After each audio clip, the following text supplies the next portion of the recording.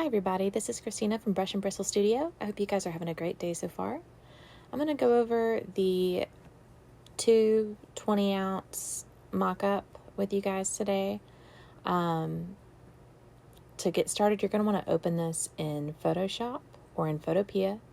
The first part of this tutorial, I'm going to go over how to use it in Photoshop, and in the second portion, I'll go over Photopea. But you're going to want to watch the Photoshop version because a lot of it is very similar to Photopea, so I won't go over the things that are the same, but I will show you the thing that is different in Photopea. So make sure you pay attention to what I do in this part if you're going to use Photopea later. Alright, so to get started, once it's open, you're going to want to find these red tabbed layers. These are going to be your smart object layers. And to access the smart object, you're going to want to double click this thumbnail right here, and it's going to open up your smart object document. Now from here, you're going to want to go to File, Open, and navigate to the file that you want to mock up. So we'll just click on something. Now we want to get this in the smart object document, and to do that, you're going to press Control A to select everything, or you can get this marquee tool right here and drag and drop until the whole thing is covered in marching ants. You see the marching ants around the border? That means everything's selected. So now you're going to hit Control and C, or you're going to go up here to Edit and press Copy. And now you can close out of this. And now that you're in your smart object document, you can press Control V or go Edit, Paste, and that's going to paste your design into the smart object. Now, not everyone sizes things the same, so if the canvas is too big or too small, any which way, you can press Control T or go to Edit, Free Transform, and it's going to give you these anchor points all around your document. Now, note up here, you've got your width and height, and there's this link that's highlighted right here. This link is going to keep everything proportional when you resize. But if you don't want things to be proportional, let's say you've got just one side over here is too small, you can come up here and click that and the highlight will go away, and then you can drag and drop it right there. Or, as you saw a second ago, I did not press this, but I was able to resize it. And the way you do that is just by holding Shift, and see, it'll let you just do the one side, any side you need. Once you get it how you need it, you're going to press this check mark up here, or you can press Enter. It's fine. Then press Control S or go File, Save. And now this will update your smart objects. If we go over here, you'll see you've got two front view tumblers. But if you hide this one and make this one visible, you'll see side view. Most of my designs have a centered design, like a focal point at the center of the design. So the front view usually works well for me, but I know there are several people that prefer having their designs on the sides. So this was one feature that I added on after I originally added this to my shop because it was requested. So hopefully you guys will find a use for this. Now, some things that you can do to change this mock-up a little bit, make it more your own. If you go in here, you'll see this Tumbler shadows. This is your shadows and highlights. So they are organized by which tumbler you're on. So the left, the right. So we'll take a look at the left real quick, and you'll see you've got a glossy overcoat, highlights, and then shading. Now, I do not recommend messing with the blending mode that's right up here. They're all set to their own thing. But you can mess with the opacity and the fill, and just doing that will be enough to affect the mock-up. So let's say you don't like how bright this glossy highlight is, so let's take that down. And as you see, compared to this one's much lighter. And you can do the same thing with this one, or you could just hide it. Even with the shading, you can take it up to make it darker, take it down to make it lighter. Another way that you can mess with those shadows and highlights just a little bit is I've added this extra highlights shadows option right here. So if you turn the visibility on for that layer group, you'll see that it's just enough to make things pop a little bit. Now you can edit these by looking at these icons right here. You've got your brightness contrast filter and you've got a vibrance filter set on here. And these apply to the whole mock-up. So even if you don't have this one on, it'll apply to this one. Let's see. Now to edit these, you're just going to double click on the icon. And as you see, it opens up the brightness contrast filter panel. Now, these are super easy to use. You just drag and drop.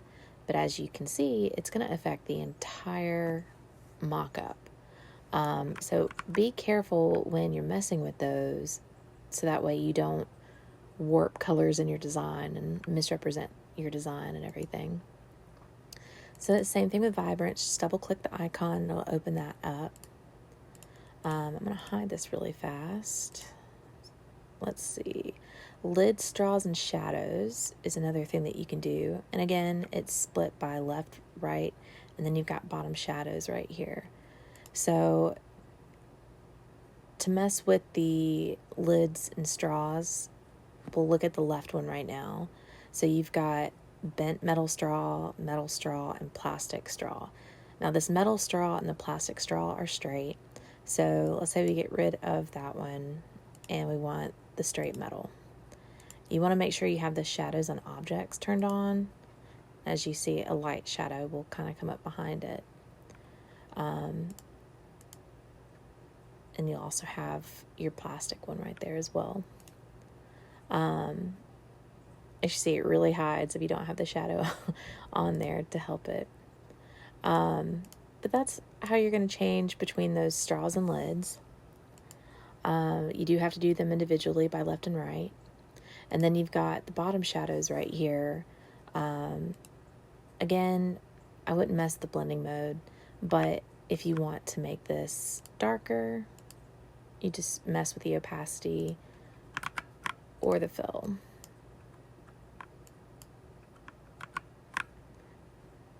And you can do that on both of them.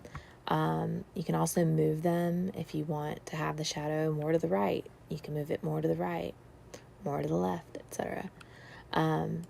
Just try and make it look as best possible for you. I try to give you guys lots of flexibility with the mock-ups. So included, I've got 8 different backgrounds. Just something for you guys to get started with and use. As you see, you've got a pretty nice variety there. I've also set, this is a color change feature. It's a filter, much like the brightness contrast and the vibrance filter I was showing you earlier. So if you look at the orange tab, this is going to be our hue saturation filter. And if you double click this, it's going to open up the hue saturation filter panel. You want to make sure that this colorize box is checked. If not, as you see, the color's not going to show. But once it's checked, you'll see the color. And you can change the color by dragging and dropping the hue. You can make it brighter or duller, more dull, I guess is the way to say that, by dragging and dropping saturation, and then you can make it lighter or darker by dragging the lightness. So that gives you a lot of flexibility with changing the color for the white shimmer. I apply it for any of these other backgrounds because it won't work very well. But this white shimmer is a really good one to use it on. So that's really all there is to this mock-up. Hopefully you guys find it easy. Hopefully this tutorial is helpful. But if you guys have any questions or feedback on ways to make things better for you guys, please feel free to reach out, leave a comment below. But yeah, I'm going to hop on over to the Photopea portion of this tutorial. If you guys are using Photopea, I'll talk to you in just a second. Okay, everybody, I'm going to go over how to use the mockup in Photopea now. So, Photopea is a free software that you can use in any web browser. So, you can use it on your PC, on your iPad, your phone, whatever, as long as it's got a web browser. To use it, you're going to go to photopea.com. You do not need an account. It's, again, 100% free. Go to Open from Computer and go to the mockup that we're working with. Now, as I said earlier, this is going to be very similar to Photoshop. So I'm not going to go over how to do everything in this again because it really is the exact same. The only difference is going to be with the Smart Object process. So again, look for those red tabbed layers. These are our Smart Object layers. And you're going to double click that thumbnail and it's going to open up that document. Now navigate to the file that you want to mock up, but instead of hitting open, you're going to hit open and place.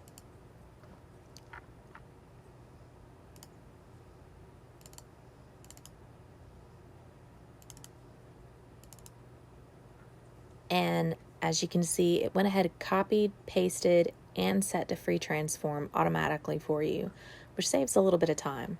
So again, as I went over in the Photoshop portion, you can resize this how you need. It's the same as in Photoshop. Right up here is your link. So that'll keep things proportional.